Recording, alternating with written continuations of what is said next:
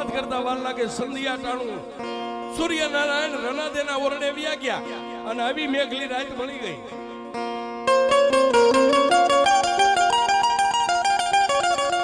રાતના 12 નો સમય બન્યો.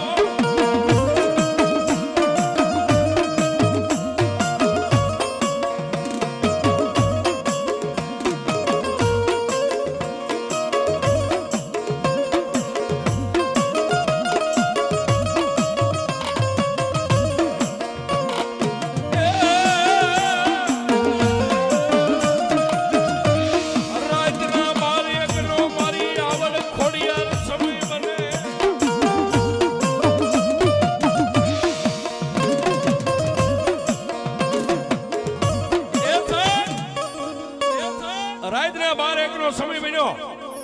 એક બાજુ માં મીણબાઈ હુતા છે, મામણ જે ગઢવી ચારણ ફરતો વાડો છે, વાડાના ઝાપા વચો વચ ઢોલીઓ રાખી અને આપના તારોડિયા ગણે એને નીંદર નથી.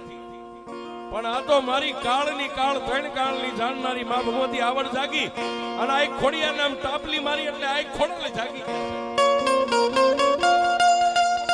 બે બેન ઊભા થઈ અને મામણદે ગઢવીના ઢોલિયા સામે આમ કરીને આમ હાથ કર્યો ને મામણદે ગઢવી ચારણને નિંદ્રાને હાથીને બનાવી નાખ્યો છે.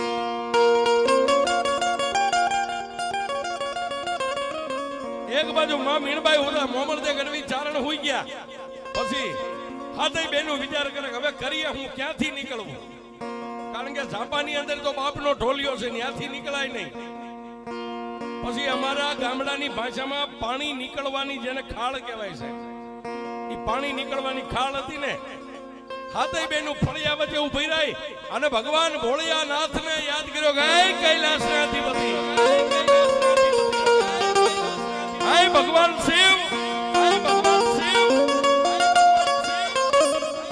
એ તારા કહેવાથી આ મૃત્યુ લોકમાં અમે આવ્યા છે અને તે બાપ અમને વચન આપ્યું હતું કે જ્યારે જરૂર પડે ત્યારે મને યાદ કરજો. તો આજે અમે તને યાદ કરીએ છીએ કે અમારો આગલો જે અવતાર હતો ને, એક પલવાર અમને ઈનો એ અવતાર પાછો પ્રાપ્ત થઈ જાય.